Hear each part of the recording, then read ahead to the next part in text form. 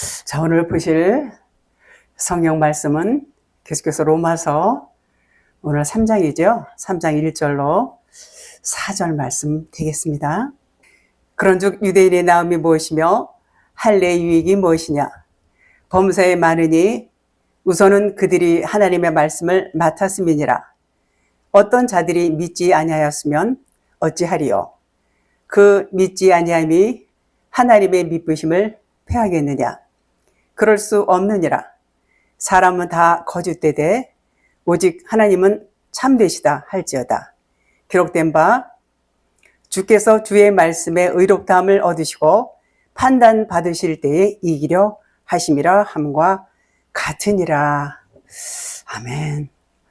1절에 그런즉 유대인의 나음이 무엇이며 할례의 유익이 무엇이냐 이제 이렇게 물어보죠. 자, 이 말씀은 여기서 유대인이라는 것은 이제 이면적인 유대인이 나오고 표면적인 유대인이 나오는데 이 말씀이 2장 그 마지막 절 부분에 이제 그 보면은 28절 29절 무릇 표면적 유대인이 아니요 표면적 육신의 할례가 아니니라. 오직 이면적 유대인이며 할례는 마음에 할지니 영에 있고 율법 조문에 있지 아니한 것이라. 이렇게 말씀하고 있죠. 그러니까 할례는 육체의 할례가 아니야. 마음의 할례가 할례야. 또 이제 유대인이라고 해서 다 유대인이 아니야. 유대인은 이면적 유대인이 진짜 유대인이야. 요 말씀이에요. 그래서 그 말씀에 이어서 그런즉 그 이면적 유대인의 난 게 뭐냐, 나음이 무엇이며 할례의 유익이 무엇이냐, 요 말씀이죠. 예, 그렇습니다. 그래서 그런즉 유대인의 이제 이면적 유대인, 유대인임의 나음이라는 것은 낫다라는 것은 뛰어나다, 아주 뛰어나다 그런 의미예요. 그러니까는 이 이면적 유대인이라는 것이 뛰어나다는 거예요. 이 표면적 유대인에 비해서 이 이면적 유대인은 이제 진리를 아는 사람들이에요. 이 표면적인 이 율법의 말씀이 이제 깨달아졌어요. 깨달아져서 진리를 안 그런 유대인, 하나님의 마음을 알았단 말이에요, 이제는. 그래서 그들이 나은 점이 무엇이냐, 유익이 무엇이냐, 이제 그렇게 지금 물어보는 거예요. 그런데 우리의 그 겉모습이라는 것은 율법 아래 있는 사람들이나 진리 안에 있는 사람들이나 똑같으지요. 똑같이 일을 해야지 또 이렇게 먹고 살고 자고 뭐 이런 그 육신의 삶이라는 것은 크게 이렇게 다른 것이 없어요. 그렇습니다. 그러나 영적인 존재로서의 그 삶이라는 것은 아주 다르다 그런 말이에요. 비교할 수 없을 만큼 이 표면적인 유대인과는 비교할 수 없을 만큼 아주 큰 유익이 있다. 이제 그런 말이에요. 어떤 유익이 있나 이제 보십시다.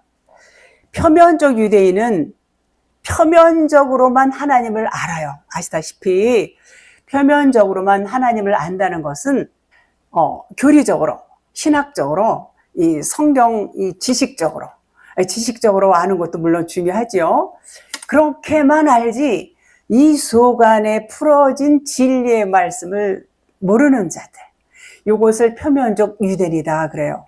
그러면 하나님의 마음은 이 겉에 표면적인 글씨에 하나님의 마음이 들어있다고 하지 않았지요.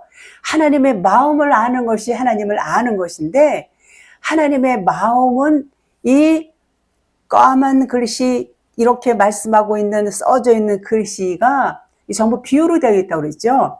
그래서 이 말씀이 풀어져서 진리로 풀어진 말씀이 이 말씀이 진짜 말씀이란 말이에요. 이게 하나님의 마음이다 그래요.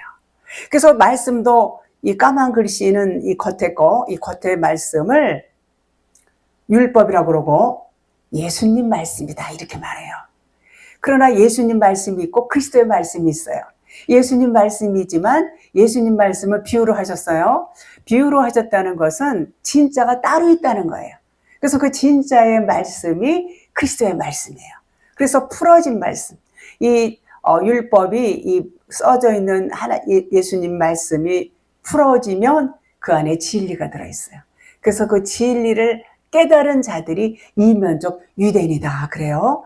그래서 그 진리를 깨달은 자들의 유익이 무엇이냐? 지금 그 말씀이에요. 그 유익이 많지요. 그래서 하나님의 마음을 아는 거예요. 이면적 유대인들, 다시 말해서 진리를 깨달은 여러분과 우리, 나 이렇게 진리를 깨달은 사람들은 하나님의 마음을 알아요. 하나님의 마음을 아는 것이 하나님을 아는 거예요. 그래서 야다라고 그러지. 야다. 하나님과 동침했다. 하나님과 동침이 되어야 하나님의 마음을 알게 되는 것입니다. 그 말씀이에요. 그래서 하나님을 안다는 차원이 요 동침하는 거, 동침하는 것이 하나님의 마음을 아는 거. 이렇게 이면적 유대인의 유익이 있는 것입니다. 그래서 하나님을 아는 것이 뭐라고 했어요? 영생이라고 했어요. 영생하고 직결되는 거예요. 얼마나 유익이 커요. 표면적인 유대인은 그것은 율법 아래 있고 육신의 삶을 쫓는단 말이에요. 그래서 그것을 영생이라고 말하지 않아요. 그래서 진리를 깨달아서 하나님의 마음을 아는 것, 이 이면적 유대인의 유익이 생명을 얻는다, 영생을 얻는다, 이것과 직결이 되기 때문에 아주 많이 유익합니다. 그래서 요나서 3장 2절에 범사에 많다고 그랬어요. 범사에 모든 일에 많다 그런 말이에요. 유익이. 그래서 우선 많은 게 그들이 하나님의 말씀을 맡았다 그랬어요. 하나님의 말씀을 맡았단 말이에요. 하나님 말씀을 우리가 이제 받았다 그런 말이에요. 진리를 받았다. 범사라는 것은 여기서 파스 그러는데 모든 또는 방식, 수단, 만민, 만유. 그러니까는 비교할 수 없을 만큼 매우 많은 걸 말해요. 매우 많다. 그만큼 유익함이 많다 그런 말이죠. 그 중에서 우선되는 것은 하나님의 말씀을 맡은 것이 유익이 된다 그런 말이에요.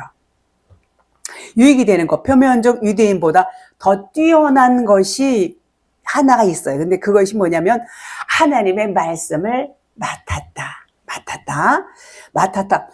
피스티오 그래. 피스티오가 무슨 말이냐면 믿음이라는 말이에요. 믿음을 갖게 되다 그런 말이에요. 신뢰를 하다 그런 뜻이죠.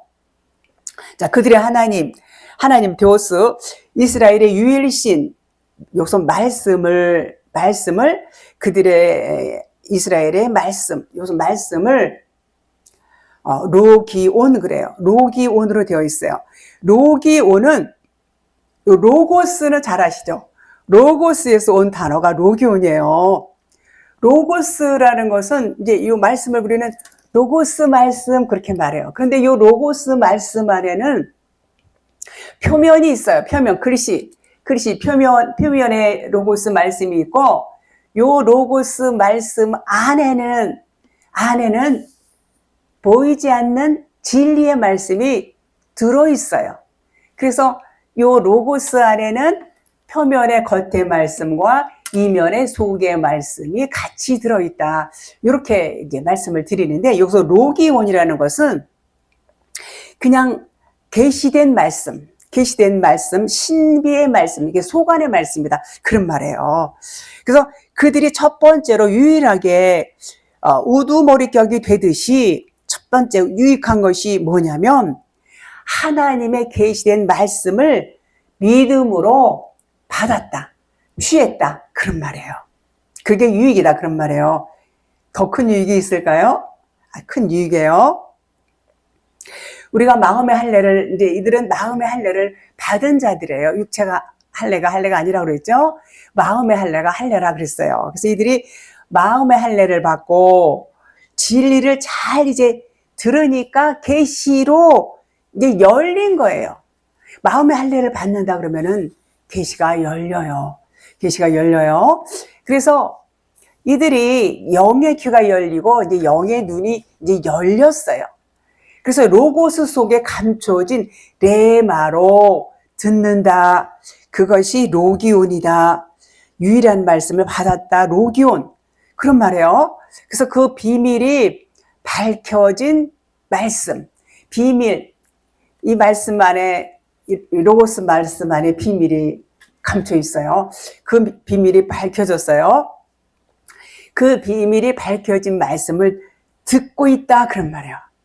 그러면서 이 비밀이 이제 믿어지는 거예요. 그 말씀을 듣는데 안 믿어질 수도 있지요. 그런데 믿어진단 말이에요. 어떻게 믿어져요? 성령님이 하시니까. 성령님이 내 안에서 믿어지게 하시니까 믿어지는 거예요. 성령님이 영의 눈을 열게 하시고 영의 귀가 열리게 하시고 말씀이 깨달아진단 말이에요. 말씀이 깨달아지면서 믿어진단 말이에요. 그게 얼마나 유익이 커요. 그래서 그 비밀이 이제 내게 왔다. 그런 말이에요. 그것이 마음의 할례를 한 유대인들의, 이면적 유대인들의 우선이 된다. 그런 말이에요. 첫 번째다. 그런 말이에요. 그런데 두 번째, 세 번째는 안 나와요. 첫 번째 요것만 나와요. 자, 계시된 말씀을 받은 마음의 할례를 받은 자들은 유대인 중에서, 그러니까 뛰어나다는 거예요. 이 겉에, 이 표면적인 유대인하고는 비교할 수 없을 만큼 뛰어난 유익이 있다. 그런 말이에요. 그것이 뭐예요? 그 계시된 말씀을 깨달으면 그것이 천국의 비밀을 깨달은 거예요. 얼마나 이게 신비롭고 이게 놀라운 유익이에요. 이것만이 유일하게 뛰어나다. 이렇게 뛰어나다는 것은 낫다는 거예요. 훨씬 낫다. 그런 말이죠. 계시된 말씀으로 듣고 보니까 이제 깨닫고 나서 보니까 하나님이 사랑이었구나. 이것을 알게 되는 것입니다. 자, 이면적 유대인은 누구예요? 여러분과 저예요. 우리는 이면적 유대인이 맞아요. 왜요? 이제는 진리를 알게 되었으니까. 우리는 결코 이 겉에 문자 말씀을 하나님 말씀이야 이렇게 우기고 그렇게 믿었던 때는 이제는 지나왔어요. 그래서 이 말씀이 풀어진 것이 하나님 말씀이야 이렇게 안 자들이 우리는 이면적 유대인이 된 겁니다. 진리를 깨달은 자, 계시된 말씀을 이제는 깨닫게 되었다. 그런 말이에요. 자, 그래서 우리가 이제 하나님의 사랑이라는 것을 이제 알았어요. 자, 그래서 진리를 깨달은 이면적 유대인이라도 믿음이 천태만상이죠. 믿음이 아직 저 밑에 있는 사람, 중간에 있는 사람, 좀 올라온 사람 다 각각 틀려요. 그렇게 이제 다르지만 과정에 우리가 믿음이 성장하는 과정이고 영의 눈이 열리면서 진리가 깨달아지는 과정은 각각 조금씩 다를 수가 있지만 어쨌거나 우리는 진리를 알았고 이 겉의 문자 말씀은 이거는 진리가 아니라는 것을 알았어요. 이건 율법이라는 것을 알았어요. 그렇기 때문에 우리는 이런 분별이 오죠. 분별이 딱 와요. 설교 말씀을 들어도 저 설교는 진리가 아니구나. 저건 율법이야. 또 요 말씀, 다른 말씀을 들어보니까 요 말씀은 진리네. 이렇게 분별이 와요. 그래서 우리는 이제 진리를 깨닫게 되면 하나님과 우리는 하나가 되는 것이고, 그리고 누구도 우리는 이렇게 불리하게 생각을 안 하고 저도 나고 나도 저고 이렇게 그것이 하루아침에 되지는 않지만 우리는 항상 그런 시각을 갖고 이렇게 이제 생각을 하지요. 그래서 누구를 판단할 수 없다. 그런 말인 것입니다. 정죄할 수 없다. 그래서 이제 여기 보면 로마서 1장 1절 2절을 제가 다시 읽고 3절을 보겠습니다. 그런즉 유대인의 나옴이 무엇이며 할례의 유익이 무엇이냐? 범사에 많으니 우선은 그들이 하나님의 말씀을 맡았음이니라. 어떤 자들이 믿지 아니하였으면 어찌하리요? 그 믿지 아니함이 하나님의 믿부심을 패하겠느냐. 자, 여기서 믿지 아니하였으면 그러면 여기서 아자가 들어가면 아피스테오 그래서 아피스테오 믿지 아니하였으면 그러니까는 그러면은 믿음이 아니라는 얘기예요. 요 아피스테오라는 뜻은 믿음이 아니다 그런 말이에요. 그래서 아자가 붙으면 아니라는 거예요. 아피스테오 믿음이 아니다 그런 말이에요. 그다음에 믿지 아니함이 믿지 아니하였으면 어찌하리요? 그 믿지 아니하면은 아피스티아. 그래서 요것은 믿음이 없다, 요런 뜻이에요. 믿음이 없으니까는 불순종하겠죠. 요 아피스테오, 먼저 말한 믿지 아니하였으면 아피스테오고, 그 다음에 믿지 아니함이 아피스티아 이렇게 돼 있어요. 그래서 아자가 있으면은 아니라는 말, 믿음이 아니라는 거예요. 그래서 먼저 믿지 아니하였으면을 요것을 믿음이 아니라고 했을 때는, 요건 믿음이 아니야 이렇게 말했을 때는 자칭 믿음이 있다고 말하는 것과 같은 의미가 있어요. 여기서 믿지 아니하였으면 이렇게 말하잖아요. 그러면은 자칭 나는 믿음이 있어요, 이런 의미가 있어요. 그 믿지 아니함이, 그러면 표면적 유대인들은 그 믿음이 있다고 주장하는 거예요. 자기들은 우리는 믿음이 있어요. 이 겉에 문자 말씀하는 사람들이 믿음 있다고 주장하는 거하고 똑같아요. 겉에 문자만 알고 그냥 성경 공부를 많이 하고 이것도 하고 저것도 하고 몇 단계까지 했어요, 모두 했어요, 다 마스터했어요, 성적이 우수해요, 이렇게 자기가 이 공부를 많이 했다고, 그래서 믿음이 많이 이제 좋아졌어요, 나는 믿음이 있어요, 이렇게 우기는 거하고 똑같다는 거예요. 그런데 하나님은 그걸 믿음이라고 말씀하지 않는단 말이에요. 그래서 자칭 믿음이 있다라는 의미가 믿지 아니하였으면 여기에 포함되어 있어요. 그래서 표면적 유대인들은 믿음이 있다고 주장을 하는 것이죠. 그러나 겉에 율법 말씀만 믿는 것은 무슨 믿음이에요? 가짜 믿음이란 말이에요. 율법 표면 문자 말씀만 믿는 건 진짜 믿음이 아니라는 거예요. 왜요? 표면 문자는 껍데기니까. 이건 묘형이고 그림자고, 이것은 그냥 안내판이라고 늘 말씀드리죠. 그렇기 때문에 이것을 믿는 것을 가짜 믿음이다, 이렇게 말한단 말이에요. 가짜 믿음. 자, 그래서 진리의 그것은 진리가 아닌 믿음이야.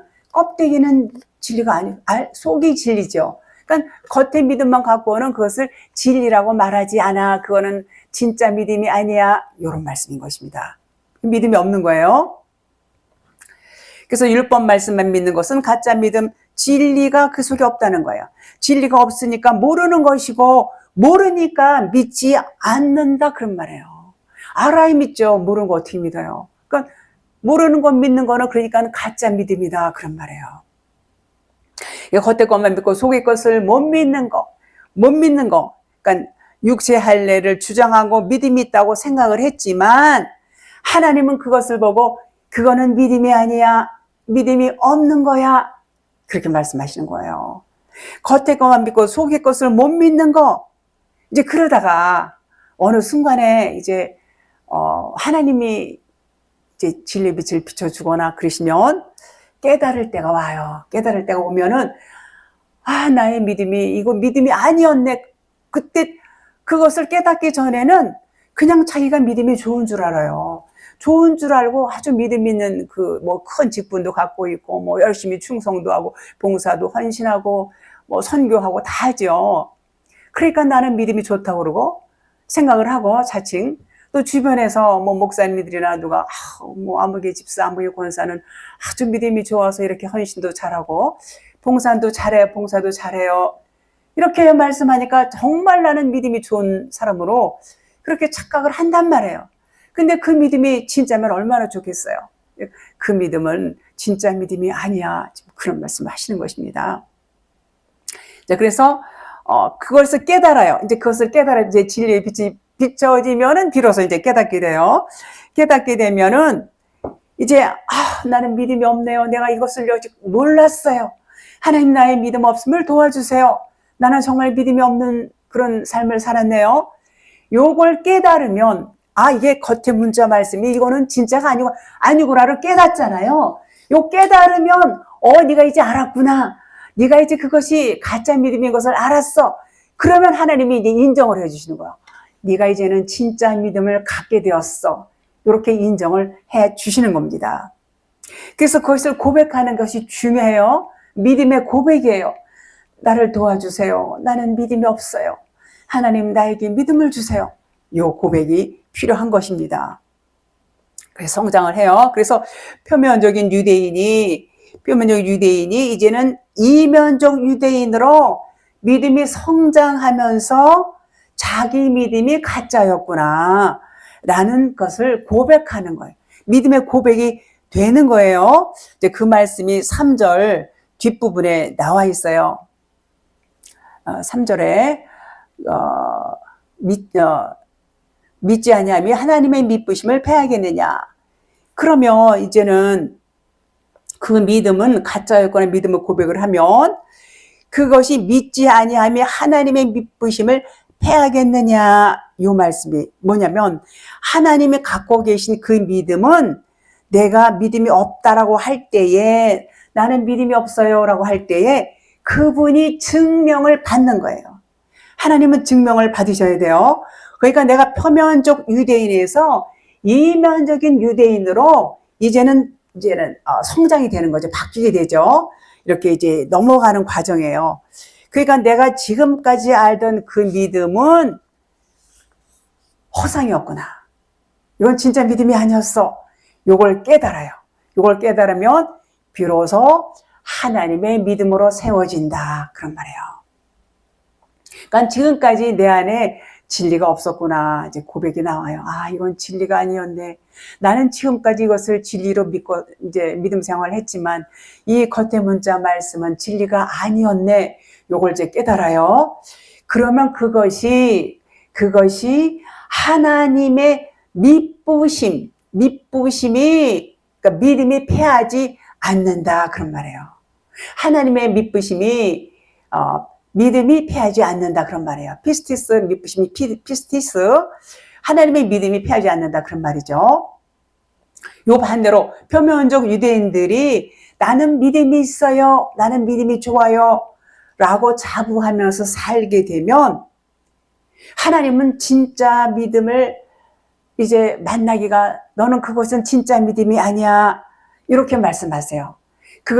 너희의 그것이 내려져야지 진짜 믿음을 너희가 가질 수 있어. 이렇게 말씀을 하시고 진짜 믿음을 깨닫기까지는 시간이 걸린다. 그런 말이에요. 마가복음 9장 24절 곧 그 아이의 아버지가 소리를 질러 이르되 내가 믿나이다. 이제 처음에 내가 믿나이다 이렇게 말했어요. 그 다음에 나의 믿음 없는 것을 도와주소서 하더라. 자, 처음에는 이제 아이의 아버지가 이제는 내가 믿어요 그렇게 말했지만 내가 믿나이다 이렇게 말했지만 나중에는 자기가 믿음이 없다는 것을 이제는 알고 나의 믿음이 없음을 이제 도와주세요 이렇게 말하죠. 이 얘기는 뭐냐면 자기가 이제 믿음이 없다는 걸 깨달았어요. 깨달으니까는 이제 이면적 유대인이 처음에는 표면적 유대인이었을 때는 자기가 믿음이 있는 줄 알았어요. 자기가 믿음이 있는 줄 알고 아주 믿음이 아주 좋은 줄 알고 막 이렇게 의시됐죠. 그런데 진짜 이 진리를 깨닫게 된 진짜 믿음이 오니까 이거는 믿음이 아니었구나. 그것을 알고 나의 믿음 없는 걸 도와주세요. 이렇게 고백하는 거하고 같은 말이에요, 지금. 나는 믿음이 없었구나. 이제 그 말이에요. 이건 믿음이 아니었어. 그래서 나의 믿음 없음을 도와주세요. 소리를 질러서 주님한테 이제 구하는 것이죠. 그럴 때 하나님의 믿음이 증명이 된단 말이에요. 증명이 되어져서 하나님의 믿음으로 그도 세워진다. 그런 말이에요. 그러니까 우리가 믿습니다. 그 믿음 갖고는 안 된다는 거예요. 나는 결코 이것이 믿음이 아니구나 라는 것을 깨달음이 오지 않으면 아무 소용이 없어요. 깨달음이 없이는 그 믿음이 올 수가 없어요. 그래서 그 깨달으실 때에 하나님 앞에 이제 간구하는 것이죠. 나의 믿음 없음을 도와주세요. 나는 정말 믿음이 없나이다. 요게 깨달으실 때에 하나님의 믿으심을 받는다. 그런 말이에요. 자, 그 하나님의 믿음이 또 증명이 되어지는 것이죠. 그러면 이제는 하나님의 믿음으로 세워진다. 그런 말인 것입니다. 자, 하나님은 항상 빛이시죠. 우리는 뭐예요? 우리는 어둠이에요. 그런데 우리는 빛이에요. 우리도 빛이에요. 어둠도 빛이라고 이제 어둠과 빛은 하나가 된다고 말씀을 해요. 근데 우리는 어둠으로 나타나요. 우리는 어둠으로 나타나요. 하나님은 빛으로 나타나시죠. 그런데 내가 어둠이라고 생각을 안 하면 스스로 빛이 되는 거예요. 나는 어둠이야. 근데 난 어둠이라고 생각을 안 해. 그러면은 어둠이라고 생각하면 자기가 스스로 빛이 되는 거예요. 그러면 하나님은 어둠이 돼요. 어둠이 돼요. 그런데 반대로 이제는 어떻게 돼요? 나는 어둠이에요. 나는 어둠인 걸 내가 알았어. 그러면 이제 하나님이 빛이 되는 거예요. 하나님이 그렇게 돼요. 그래서 내가 죄인입니다 라고 고백을 못하면 나는 죄인인데도 나는 죄인이 아니에요 그런단 말이에요. 그러면 하나님이 죄인이 되는 거예요. 하나님이 죄인이 돼요. 내가 의인이라고 자신을 막 내세워요. 나는 의인이에요 내세우잖아요. 그러면 하나님은 불의한 자가 되는 거예요. 불의한 자가. 이런 관계가 있어요. 자, 우리는 하나님을 모르니까 너무 많이 오해한 상태로 믿음 생활을 계속해서 해왔어요. 그래서 이 세상이라는 것은 하나님의 반대편이고 어둠이다 그랬어요. 그 세상을 율법이다, 모형이다, 세미연이다, 표적이다, 그림자다. 이름도 많아요. 그렇게 이제 알았어요. 그렇게 알았고, 그게 맞아요. 나중에 이제 그렇게 알았어요. 이제 그래서 우리는 그 속에서 이제 살았어요. 어둠에서 살았어요. 그런데 지금 말씀드린 것처럼 전부 이것이 모형이고 가짜란 말이에요. 이 세상이 모두 다 가짜예요. 그러니까 가짜 세상에 살면서 우리도 가짜가 된 거예요. 다 그 가짜의 영향을 안 받는 사람이 있다? 없다. 그러니까 모든 사람은 다 가짜예요. 다 가짜고 다 가짜로 살고 그런데 가짜인 줄 모르고 산다 그런 말이에요.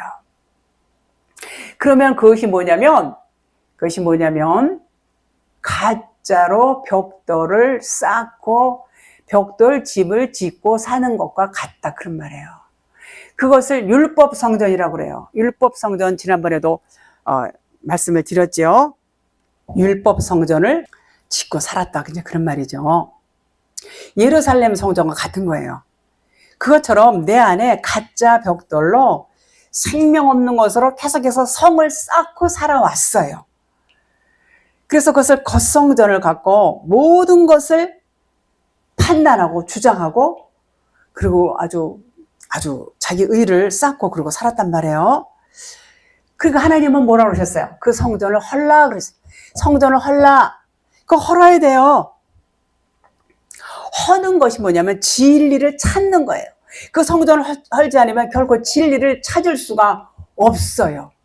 그 겉의 것이 부서져야 속의 것을 찾을 수 있는 것처럼 겉성전이 무너지지 않으면 그 속 성전을 우리는 지을 수가 없어요. 그래서 주님이 헐라 이렇게 말씀을 하시죠. 그래서 어떤 자들이 믿지 아니하였으면 이 뜻은 진리를 믿지 아니한 자가 이런 뜻이에요. 진리를 믿지 아니한 자가. 그러니까 어떤 자들이 믿지 아니하였으면 이건 진리를 믿지 아니한 자가 이런 말. 그 믿지 아니함이 믿음 없음을 자기가 알게 되고 믿음 없다는 걸 자기가 이제 알아야 돼요. 그래서 알게 되고 말씀을 깨닫게 되면 그 하나님의 믿부심은 믿부심 뭐라 그랬죠? 피스티스의 믿음, 하나님의 믿음, 그 믿음을 패하겠느냐? 네가 말씀을 깨달으면 그 믿음을 패하겠느냐? 네가 믿음 없음을 스스로 깨달으면 하나님의 믿음으로 세워진다 그런 말이에요. 그걸 네가 깨달았을 때 하나님께서 믿음으로 너를 세워줘 그런 말이에요. 우리 역시도 진리가 깨달아지게 되면 전에 믿던 것은 표면적이었구나. 내가 지금까지 알고 있던 것은 표면적인 믿음이었어. 하나님의 믿음은 내가 갖고 있지 않았구나. 이것을 이제 알게 되는 거예요. 이것이 바로 이면적 유대인의 고백과 같은 것이죠. 그 믿음이 없다는 것이 고백이 되어져야 돼요. 그 고백이 되어질 때에 하나님의 말씀을 패할 수 없다. 그런 말이에요. 그 고백이 결국은 나를 믿음으로 세워지는 그런 결과를 가져오지요. 4절 보겠습니다. 그럴 수 없느니라 사람은 다 거짓되되 오직 하나님은 참되시다 할지어다. 기록된 바 주께서 주의 말씀에 의롭다함을 얻으시고 판단 받으실 때에 이기려 하심이라 함과 같으니라. 비쳐서 글씨가 잘 안 보이네. 자, 그럴 수 없느니라는 그 앞절의 말씀의 반복의 뜻이에요. 그럴 수 없느니라. 즉 너희가 믿음이 없다는 고백을 하면 그 믿음이 패해지는 것이 아니고 오히려 세워지는 거야. 그러니까 믿음이 없구나 이제 깨닫는단 말이에요. 깨닫기 전에는 내가 믿음이 있어 막 이렇게 나는 충만해 막 이렇게 하던 그 기세가 이제는 진리를 알게 되면 꺾이는 거예요.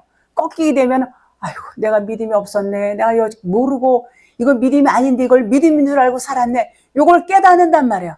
그러면 이제 네가 깨달았구나. 그리고 이제 믿음으로 세워주신다. 그런 말이에요. 그래서 그럴 수 없느니라 오히려 이제 세워진다. 그런 말이에요. 이 4절에서 이제 여기서 사람들은 모두 거짓되다라고 이제 선포를 합니다. 자, 거짓말장이라는 거예요. 그러니까는 이 거짓말이라는 것은 우리가 생각하는 그런 거하고 달라요. 그런 거짓말하고 사람들이 생각하는 그런 거하고 달라요. 사전적 의미로는 사실과 다르게 말할 때 그것을 거짓말이라 이렇게 말한다고 나와 있지요. 여기서 모든 사람이 다 거짓말을 한다 그런 말이에요. 이렇게 거짓말하는 사람은 누가 만들었어요? 하나님이 만드셨어요. 왜 우리를 거짓말하는 사람을 만드셨을까요? 그것은 반대적인 개념의 참 하나님, 거짓이 없는 참 하나님을 나타내기 위해서, 그 하나님을 밝혀주기 위해서 우리가 다 거짓말하는 자가 되어야 돼요. 우리가 거짓말하지 않고 우리가 참 사람이라고 예를 들어서 그렇게 한다면 참 하나님이 드러날 수가 없어요. 하나님만 온전하시고 완벽하시고 참이시는 것을 드러나기 위해서는 우리 사람들은 온전하지 못해요. 다 허물이 있고 다 우리는 참이 아니고 거짓되고 이럴 수밖에 없게 우리가 창조가 되었어요. 왜냐하면 지금 말씀드린 것처럼 하나님만이 온전하시고 참이신 것을 드러내기 위함이다. 그런 말인 것입니다. 우리를 거짓말장이로 만들지 않으면 하나님은 참을 증명할 수가 없는 거예요. 하나님의 참이 증명되기 위해서 우리는 다 거짓말장이로 되어야 된다. 그런 말이에요. 그래서 우리는 불의한 자고 거짓말하는 자로 이렇게 하나님 우리를 나타내십니다. 그렇지만 하나님은 우리를 그대로 불의한 자, 그냥 이렇게 거짓말장이로 두시지 않아요. 우리도 의로운 자가 될 수 있도록 하나님은 우리를 어떻게 인도하세요? 진리로, 생명으로 이끌어 주십니다. 자, 그것은 나의 모든 말은 거짓말이구나. 내가 깨달아서 인정이 되어야 돼요. 나는 정말 거짓말장이야. 나의 말은 참이 아니야. 나는 의의가 없어. 나는 거짓투성이야. 이것이 내 스스로가 인정이 되어야 돼요. 그리고 하나님만 참이시고 하나님만 믿음이야. 나는 믿음도 없어. 이것이 고백이 되어질 때에 하나님이 참이시라는 것이 증명이 되는 것입니다. 여기서 기록된 바 이렇게 되어 있죠. 기록된 바는 성경 말씀을 뜻해요. 성경 말씀에서 모세오경, 선지자의 글, 시편 이 모든 것을 다 망라해서 기록된 것이 성경이다 그런 말이에요. 자, 주의 말씀에 의롭다함을 얻으시고 이 말씀은 이 모세오경, 선지자의 글, 시편 성경 글씨 이 보이는 글씨 이걸 말하는 거야. 글씨 문자 이걸 말하고 있어요. 그런데 이 주의 말씀에 의롭다함을 얻는 것은 글자 안에 하나님의 그 뜻이 하나님의 의도가 숨겨져 있다는 거예요. 요 글씨 안에 이 로고스 말씀 안에 이 진리의 말씀, 레마 말씀이 숨겨 있다 그런 말이죠. 그 숨겨진 것을 얻는 것이 우리가 요 숨겨진 것을 얻으면 의롭다함을 받는다는 거예요. 의롭다함을 얻는다 그런 말이에요. 그러니까 겉에 문자 말씀만 본다 그러면은 의롭다함을 얻을 수가 없어요. 문자 말씀 안에서 진리를 찾아야지 의롭다함을 받는다 그런 말이에요. 이 속의 것을 깨달아야 이면적인 것, 그것이 의로움을 받는다 그런 말이에요. 풀어진 말씀, 진리의 말씀을 우리가 깨닫는 것이 의로움을 받아요. 자, 예수님은 이제 엠마오로 가는 두 제자에게 모세와 선지자에 관한 글을 풀어서 이제 말씀해 주시는 것이 이제 누가복음에 나와요. 그러니까 그들이 마음이 뜨거워지고 이제 성찬을 나누는 그 장면이 나오지요. 누가복음 24장 30절, 31절에 그들과 함께 음식 잡수실 때에 떡을 가지사 축사하시고 떼어 그들에게 주시니 그들의 눈이 밝아져 그인 줄 알아보더니 예수는 그들에게 보이지 아니하는지라. 참 저는 이 대목 볼 때에 아니 예수님이 어디로 사라지셨을까 굉장히 궁금했었어요. 그런데 시원하게 말씀해 주신 분이 없더라고요. 자, 예수님이 갑자기 없어지셨어요. 도대체 어디로 가셨나. 자, 그러면 예수님의 육체는 모세와 선지자의 글이란 말이에요. 예수님은 제가 늘 말씀드려요. 예수님 말씀하시는 거, 예수님 육체로 우리가 2000년 전에 예수님 우리 볼 수 없지만 볼 수 있어요. 이 말씀을 보시면 우리는 예수님 몸을 보는 거예요. 이런 말씀 여러 번 드렸어요. 그래서 모세와 선지자의 글이 풀어지면 그걸 깨닫게 되면 바로 이 글씨가 예수님 육체라 그런 말이에요. 이 글씨가. 그러니까는 요 말씀 26제는 선지자의 그 글씨예요. 그래서 그것을 풀어서 설명해 주니까 이제 깨달았어. 제자들이 깨달았어. 그러니까 육체는 사라지는 거예요. 요거 풀어지니까 글자가 사라진 거란 말이에요. 이 글자의 의미만 내가 간직하면 되는 거예요. 내가 간직하면 그것이 하나님이 의로움을 받는다 이렇게 말해요. 하나님의 의로움을 받는 것이 요것이 풀어진 것을 내가 깨달으면, 그러니까 문자를 풀어서 그리스도로 진리를 계시하면 하나님의 의롭다함을 얻으신다 그래요. 그래서 모든 말씀은 율법이 아니고 사랑이었네. 요것을 깨닫게 되는 거예요. 요 말씀을 우리가 율법 말씀을 보면은 여기서 뭐 지켜야 될 것이 너무 많아요. 그리고 두렵고 떨리는 말씀도 너무 많아요. 그래서 이것을 안 지키면 큰일 나고 이 말씀을 안 지키면은 천국에 못 가. 지옥에 가. 형벌을 받아. 심판을 받아. 저주를 받아.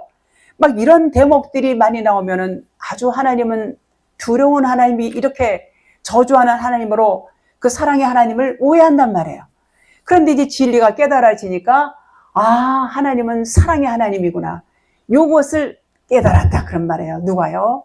이면적인 이 유대인, 다시 말하면 진리 안에 진리를 깨달은 자들, 진리를 깨달은 여러분과 저는 그것을 이제 깨달았단 말이에요.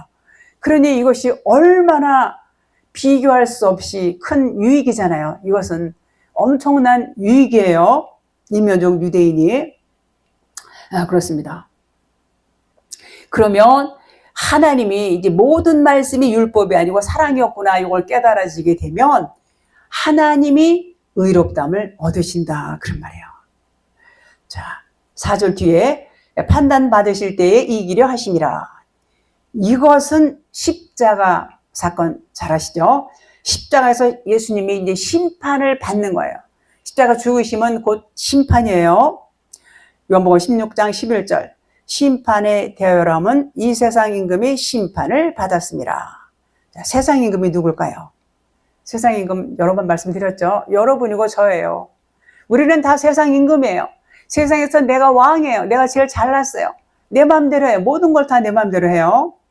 그러니까 예수님도 이제 세상 임금으로 오셨어요. 세상 임금으로.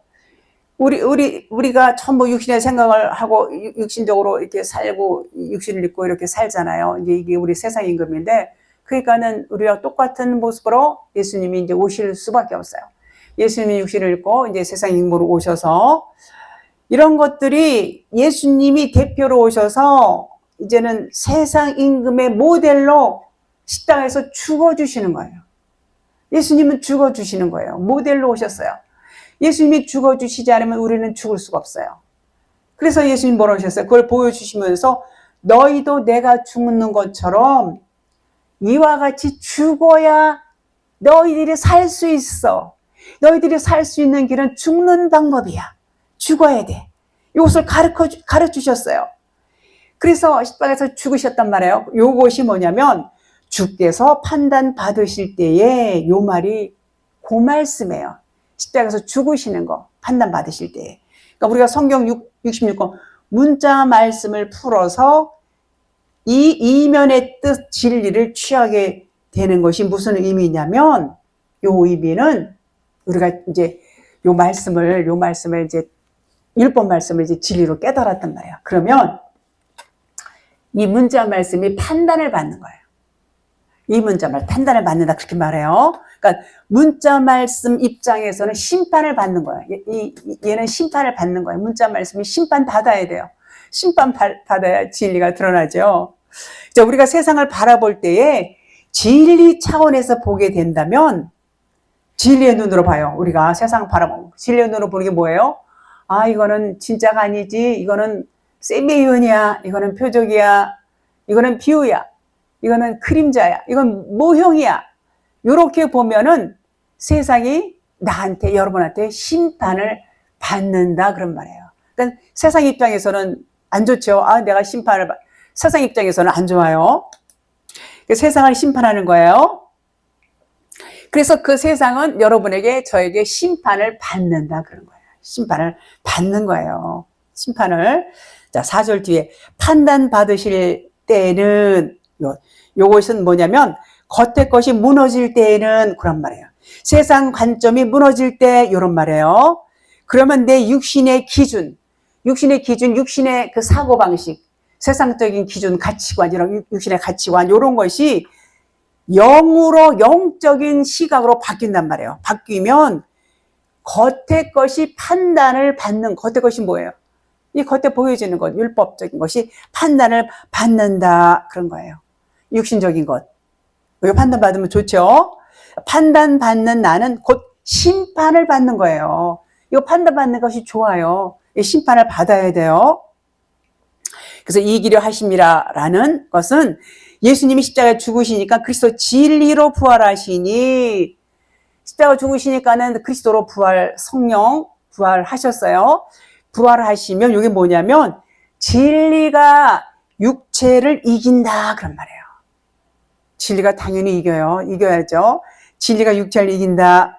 우리 역시도 내 마음의 기준이 심판을 받는다 그러면 이것도 진리로서 이긴다 그런 말이에요. 그러니까 얼마나 좋아. 우리는 심판 안 받으려고 엄청 부단히 했어요. 그거 몰라서 그래요. 몰라서. 심판은 받을수록 좋은 거예요. 심판을 받아야 우리는 생명을 얻을 수가 있어요. 심판을 피하면 사망 가운데 머물 수밖에 없어요. 그러니까 심판을 받는 것이 좋은 겁니다. 받으셔야 됩니다. 자, 그러면 이것도 진리로 이기는 거예요. 진리로 내 기준이 심판을 받게 되면 내가 진리로 이긴다 그런 말이에요. 옛사람이 죽어지는 거야. 나의 옛사람, 내 육신의 사람, 옛사람 육신의 사람, 나의 육신의 사람이 죽어지면 이것이 진리로 이기는 거예요. 우리 사람에게는 믿음이 없어요. 하나님만 믿음이 있어요. 그래서 내가 죽어질 때에 하나님의 믿음을 우리는 얻을 수 있어요. 사람들은 다 거짓말쟁이에요. 하나님만 참되세요. 그래서 우리 육신의 것들이 죽어야 돼요. 죽어야 하나님 우리를 의롭다함을 받게 해주신다 그랬었죠. 자, 나타난 세상은 보이는 세상을 말하는 거예요. 보이는 세상은 다 뭐라고 그랬어요? 불이다. 보이는 세상은 다 불이에요. 불이. 자, 보이는 우리도 불이에요. 우리도 불이에요. 이 세상도 불이에요. 다 불이에요. 누구만 의예요? 하나님만 의다 그런 말이에요. 그럼 하나님은 왜 이 불의한 세상을 만드셨을까? 우리를 왜 또 불의로 이렇게 만드셨을까? 이제 그런 생각이 들어요. 자, 인간을 이렇게 이제 창조를 하셨고, 또 이제 고통 중에 이제 이렇게 살게, 우리는 많은 그 고통 가운데서, 이런 세상은 정말 살기 싫어. 너무너무 살기 싫었어요. 차라리 안 태어나는 것이 편하지 않았을까? 막 이렇게 생각을 가질 정도로, 삶이라는 것은 뭐 즐거울 때도 있지만, 아주 고통스럽고 힘들 때가 너무나 많이 있습니다. 그렇게 생각하는 사람들이 많지요. 자, 그것은 하나님은 완벽해요. 완벽하시고 흠이 없어요. 근데 하나님께서 완벽하시고 흠이 없고 참이라는 것을 인정받아야 되고 이것이 선포가 되어야 돼요. 하나님께서는 모든 것을 다 아세요. 모르시는 게 없어요. 다 아시죠? 그래서 모세에게 앞으로 미리 되어질 얘기도 이제 미리 다 말씀을 해주셨어요. 이렇게 될 거야. 이렇게 하면 돼. 이렇게 다 선포를 하셨어요. 다 아시기 때문에 선포를 하셨어요. 다 모르시면 선포할 수가 있다? 없다. 선포할 수 없어요. 그렇지만 하나님은 모든 것을 다 아시지만 하나님은 경험은 안 하셨어요. 경험은 하지 않으셨어요. 이제 성령님이 우리에게 오셨어요. 우리 각 사람에게 이제 성령님이 오셨지요. 우리의 삶 가운데서 성령님과 함께하는 거예요. 이제 우리는 성령 하나님과 함께하는 삶을 살아요. 하나님은 우리가 함께 하시면서 우리가 하는 일을 통해서 하나님 그 경험을 이제 하십니다. 다 아시지만 경험이 없으셨기 때문에 우리와 함께 살면서 여러 가지 갖가지 일들을 이제 경험을 하시죠. 여러분은 모르고 경험을 하시지만 하나님은 다 알고 계시잖아요. 다 아시지만 경험을 안 하셨기 때문에 아시는 것을 우리와 함께 경험을 하시게 되는 것입니다. 그러면 우리는 어때요? 우리의 기준과 하나님의 기준이 너무 다르지요. 우리의 기준은 세상으로부터 온 육신적인 기준이 있어요. 이거는 좋은 거, 이거는 나쁜 거, 이거는 싫은 것, 이거는 고통스러운 것, 막 이런 기준이 나름대로 다 있어요. 그래서 그 기준 자체가 사실은 고통이에요. 다 세상에서 온 것들 고통이에요. 그렇게 살아왔기 때문에 그 어쩔 수 없어요. 그 기준이 다 있단 말이에요. 누구에게나. 그렇지만 하나님은 그런 기준이 없어요. 전혀 기준이 없어요. 하나님은 뭐 옳다, 그르다, 좋다, 나쁘다, 아프다, 뭐 이런 고통스럽다, 기준이 없어요. 하나님은 그냥 고통도 없어요. 기준이 없으니까는 우리가 막 고통스러워하지만 하나님은 고통이 없으시다 그런 말이에요.